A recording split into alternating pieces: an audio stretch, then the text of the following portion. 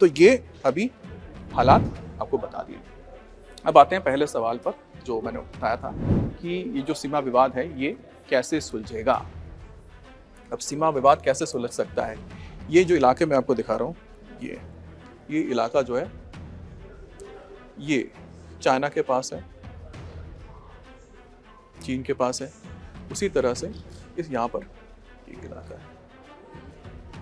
इस इलाके में जो सक्षम घाटी है जिसके ये चीन ने ले रखा है, और एक है सीपैक का भी एक इलाका है जो सीपैक यहाँ से,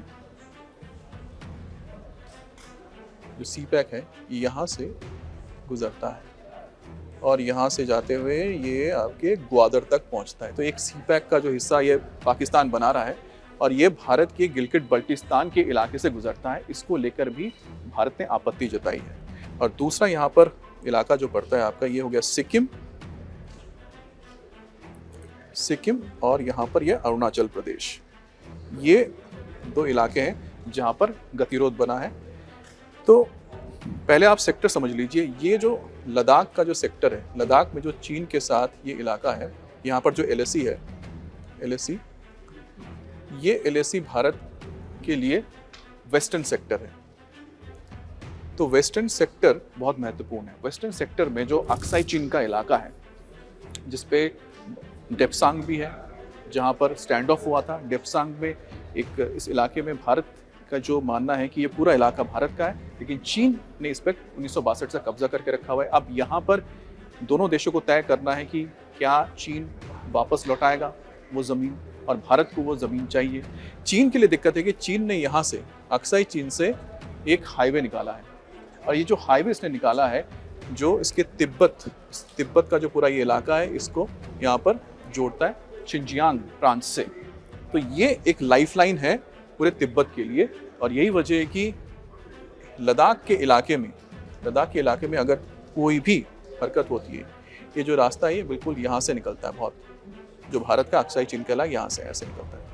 तो इस रोड की वजह से ही चीन लगातार भारत को इस इलाके से दूर रखने की कोशिश कर रहा है। दूसरी बात आती है यहाँ पर हिमाचल प्रदेश और उत्तराखंड की। हिमाचल प्रदेश और उत्तराखंड का जो इलाका है ये पड़ता है आपका मिडिल सेक्टर।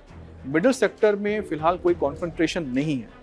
जो हालात वेस्टर्न सेक्टर में है और साथ ही ईस्टर्न सेक्टर में जिस तरह का कन्फ्रंटेशन है इस इलाके में नहीं है। तो ये जो आप इलाका देख रहे हैं करीबन यहाँ पर तकरीबन 300 या 500 किलोमीटर के बीच का ये हिस्सा पड़ता है।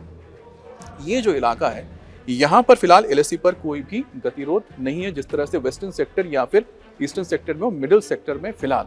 तो ये एक पॉजिटिव पॉइंट बन सकता है दोनों देशों के बीच इस विवाद को सुलझाने को लेकर। उसके बाद आती है सिक्किम की बात आती है। तो सिक्किम से ज़्यादा इस वक्त अरुणाचल प्रदेश को लेकर चीन के साथ भारत का गतिरोध बना हुआ है, जिसमें चीन ये मानता है कि ये जो हिस्सा है करीब 90,000 किलोमीटर जो है, 90,000 वर्ग किलोमीटर हिस्सा ये दावा करता है कि ये चीन का हिस्सा है। इस पर एक गतिरोध बना। तो वेस्टर्न सेक्टर और साथ ही ईस्टर्न सेक्टर में ये दिक्कत बनी हुई है। तो सीमा विवाद कैसे सुलझेगा? चीन का उन इलाकों को क्या वापस करेगा जिन पर उसने कब्जा करके रखा हो, ये दूसरा सवाल है। अब चीन अक्साई चीन का जो हिस्सा है यहाँ पर, ये हिस्सा जो है क्या ये वापस करेगा? दूसरी बात है क्या वो अरुणाचल के मुद्दे पर भारत ने जो दावा किया है उसको मानेगा? ये दो एक ऐसी जगह है जहाँ पर भारत चीन के साथ बात कर रहा है और दोनों देशों के बीच कोशिश हो रही है कि किसी तरह से इस विवाद को सुलझा लिया जाए। अब विवादों को सुलझाने के लिए आपको वैश्विक चीज़ों को समझना पड़ेगा।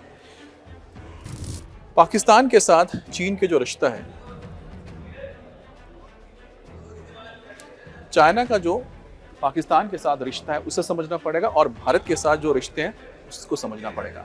तभी आप ये समझ पाएंगे कि क्या दोनों देश सीमा विवाद को सुलझाने के लिए तैयार रहेंगे। अब चीन की अगर बात करते हैं तो पाकिस्तान के साथ रिश्तों को देखा जाए तो आखिरी बार 2015 में शी जिनपिंग ने दौरा किया था पाकिस्तान का, 2015 में। उसके बाद शी जिनपिंग पाकिस्तान नहीं गए। उसी दौरान उन्होंने करीब $45 बिलियन के सी पैक को मंजूरी दी थी। सी पैक जो चाइना पाकिस्तान इकोनॉमिक कॉरिडोर की हम बात करते हैं। दूसरी तरफ भारत में अगर बात करते हैं तो प्रधानमंत्री मोदी 2014 में जब आए, उसके बाद से चीनी राष्ट्रपति शी जिनपिंग के साथ उनकी जो मुलाकातें हुई हैं वो लगभग 18 से 20 या उससे ज़्यादा बार हो चुकी हैं। और सबसे महत्वपूर्ण जो रहा था वो था प्रधानमंत्री मोदी का 2018 में वुहान जाना और उसके बाद 2019 में शी जिनपिंग का भारत चेन्नई में आना। ये एक बहुत अहम मुलाकात थी। और 2020 के बाद जो स्टैंड अप हुआ था उसके बाद दोनों देशों के बीच जो रिश्ते बने थे उसके बाद मुलाकातें बहुत कम हो गई थी। लेकिन जो मल्टीलैटरल फोरम्स है, चाहे एससीओ हो या ब्रिक्स हो, इस सम्मेलन के दौरान दोनों के बीच मुलाकात हुई थी। लेकिन जो सबसे महत्वपूर्ण मुलाकात रही वो पिछले साल की रही। और पिछले साल जब दोनों नेताओं की मुलाकात हुई थी तंजीम में और उस दौरान एससीओ की मीटिंग थी, उसके बाद से ऐसा माना जा रहा है कि दोनों देशों के बीच अब रिश्ते बेहतर हुए हैं। और उसी का एक संदेश लेकर इस वक्त अजीत डोभाल गए हुए हैं चीन में। जब उनकी मुलाकात होगी वांग यी से, तब वो एक फॉर्मल इन्विटेशन को लेकर भी बात होगी कि ब्रिक्स के लिए शी जिनपिंग भारत आएंगे।